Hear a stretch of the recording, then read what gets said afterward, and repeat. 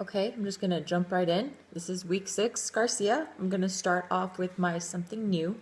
So, in regards to exercise and health, I was looking at women's health and how when women hit menopause, their metabolism slows down and they try to start taking weight loss supplements as a way to increase their energy expenditure while at rest. And a lot of times this has a counter effect for weight loss because the research demonstrates that those supplements actually promote a fatty liver and kind of, I guess, halt the other metabolic processes that should be taking place. So the weight loss supplements are actually working against them. And for physical activity and cardiovascular disease, I'm going to try to keep this under 10 minutes. Describe the findings between physical activity and cardiovascular disease risk and explain. So there is a decreased risk of cardiovascular disease and coronary heart disease when there is increased physical activity. And the type of studies that they used to determine this association were prospective cohort studies. And how was activity measured? So activity was measured through questionnaires, and they were just looking at, I guess, energy expenditure, doing, just kind of leisure activities, household activities, and then just kind of day-to-day community activities, which these, of course, we're going to be looking at in intensity, duration, frequency. How was cardiovascular disease measured? And so this was measured by looking at the individual's physical activity levels, the magnitude of effect of cardiovascular disease, and where with progressive change in the independent variable the most change occurred. So we saw that cardiovascular disease was drastically reduced in both men and women. However, with men, their risk was greatly reduced because their physical activity expenditure was, from less than 1,000 to almost 4,000. So there was a drastic reduction in their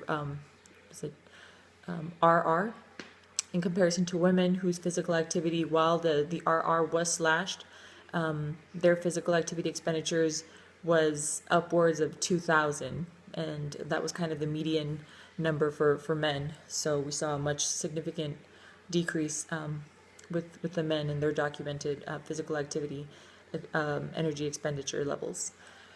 Name at least one particular study used in the above analysis and describe its findings. So I was looking at the Harvard alumni study, and that was looking at 7,000 men over the course of 6 years, and it was noted that, of course, there was a drastic reduction in cardiovascular disease and just their RR when there was physical activity undertaken. What are the current 2008 guidelines for physical activity? So currently it's 150 minutes of moderate exercise per week or 75 minutes of more vigorous activity taken on per week. Describe any evidence that indicates that this amount may not be required and how much is. So of course, in this case, it was found through the research that something is better than nothing. So even if it's as little as 15 minutes a day of just getting up and doing something physically active, that was shown to also help reduce cardiovascular disease. Okay, defining and measuring fitness. Explain how cardiorespiratory fitness is generally measured and contrast with physical activity measured. So typically cardiorespiratory fitness is going to be kind of more of a lab value, so the VO2 would be a good example of that, and physical activity is going to be something that's self-reported. Given the age of a person, estimate the maximum heart rate and the common target heart rate. So I chose myself, 27, but I'm going to go ahead and round up to 30. So I was looking at a 30-year-old individual with a target heart rate of about 95 to 162, with the maximum heart rate being 200. Explain what 1 MET, which is a metabolic equivalent, refers to, giving the normal amount in milliliters per O2. So 1 metabolic equivalent is the energy spent while sitting at rest, so the amount of oxygen consumed at rest, and it is equal to 3.5 milliliters of O2 per kilogram of body weight times the minutes.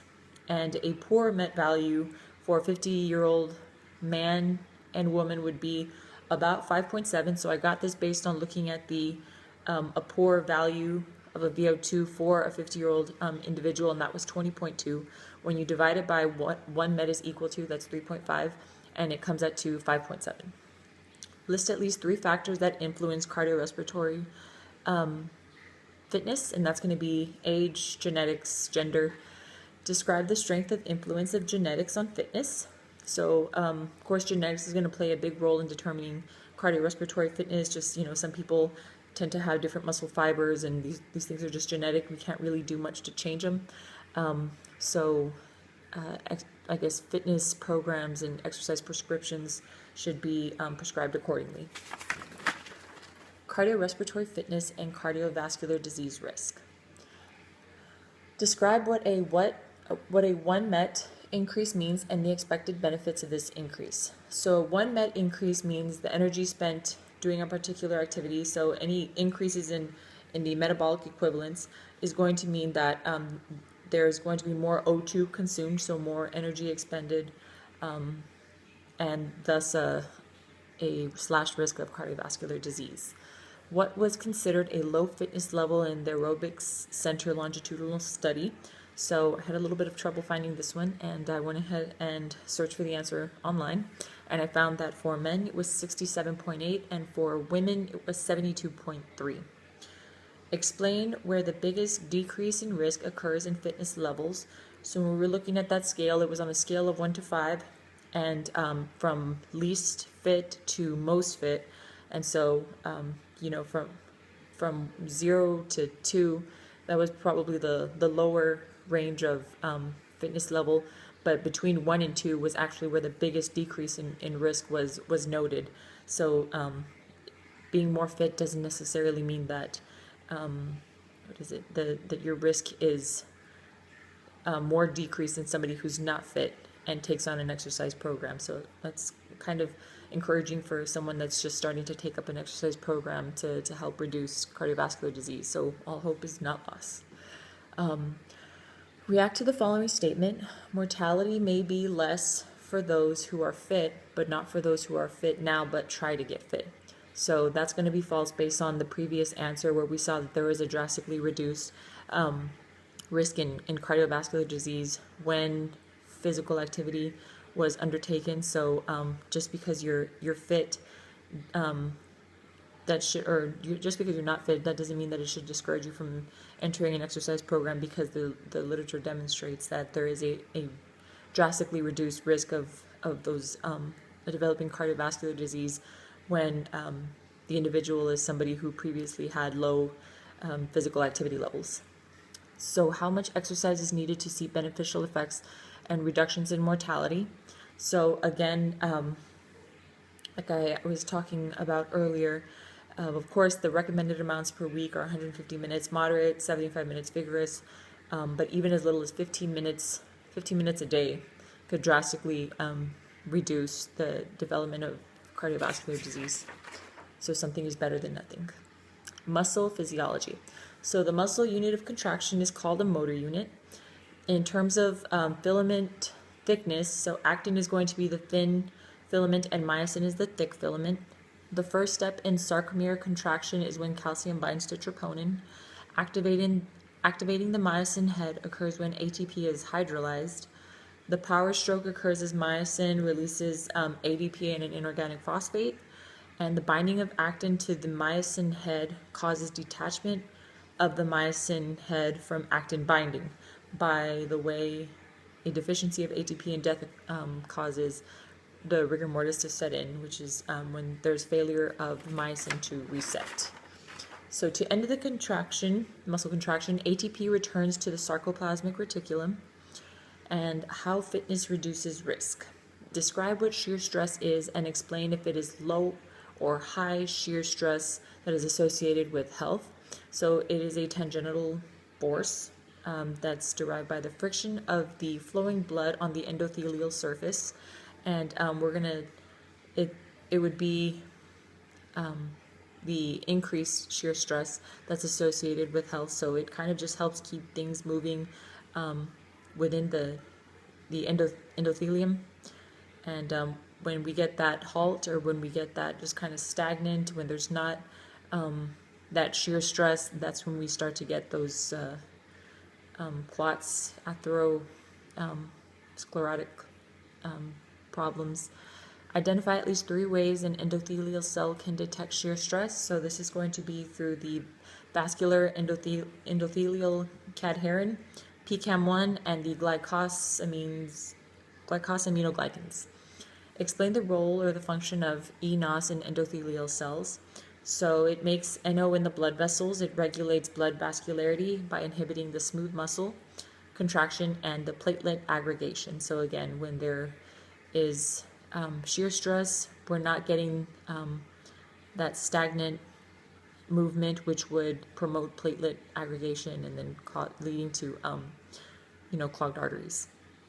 Identify 3 beneficial cardiovascular effects of increased NO production. So nitric oxide is a radical that can be used in cell defense. So it kind of goes in pairs with the other free radicals that are caused by pollution, smoking, things like that. It opposes the effects of vasoconstrictors, and so it's just kind of keeping that vascularity open, and it prevents the oxidative modification of LDL. So that would be really bad if we're having those already low density lipoproteins oxidized. Low ESS has multiple important physiologic effects, name 3. So again, it promotes the production. Low ESS is going to promote the production of reactive oxygen species, so promoting free radicals, and free radicals just kind of running rampant throughout the body. It's never good. It's just going to cause harm, cause destruction in other cells. Oxidation of LDL, again, very bad. And there's an increased permeability of the endothelial surface to LDL. So if we're having these oxidative, if we're getting these LDL oxidized, and they're just kind of running free and through the body, and just have an increased permeability, this is really bad news. So I think that's it. All right, thank you.